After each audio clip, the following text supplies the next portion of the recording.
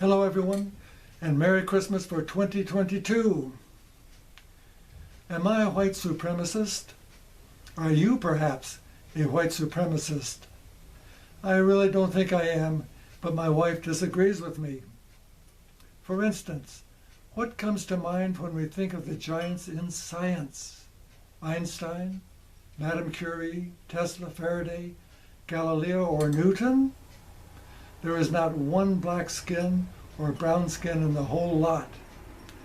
But to be fair, I must mention George Washington Carver, one noteworthy black scientist. Which race has contributed the most to society? How could we find out once and for all? Why not look at a country-by-country list of all the Nobel Prize winners? If you're not familiar with the Nobel Prize, it is a set of annual international awards bestowed by Swedish and Norwegian institutions in recognition of academic, cultural, or scientific advances.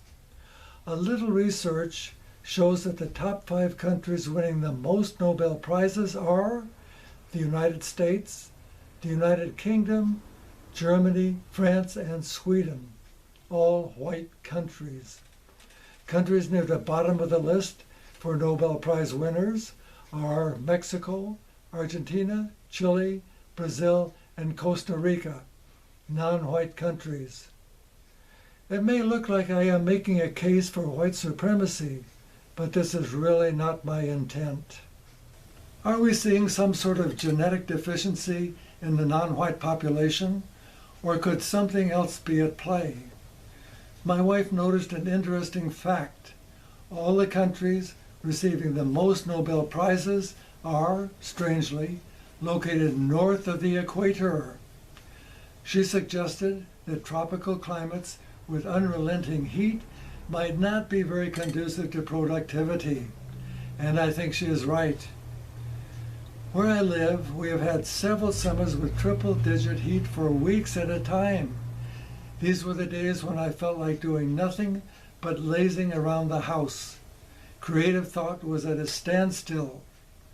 I just didn't feel like thinking about anything or doing anything. Is it possible that the colder climates produce the most creative and productive individuals? Which has a greater influence on development, genetics, or environment?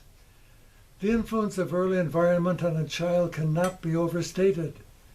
For instance, 2 black children raised in completely different environments will develop differently. The child raised by a single black woman will, most likely, turn out to have a police record. On the other hand, the black child raised by well-educated professional parents, white or black, will likely become a professional and a contributor to society. No, I don't believe I'm a white supremacist, but I do get upset whenever I phone a company and am prompted to press 2 for Spanish. I get upset when the customer service rep I am connected to only speaks English as a second language. I should say, partially speaks English as a second language. In my own country, I should be able to communicate effortlessly in its official language, which is English. This is especially important to me when I am trying to conduct some complicated business matter over the phone. Does all this make me a white supremacist? And finally, when all the facts are considered, there is absolutely no basis, genetic or otherwise, for a superior white race. What do you think?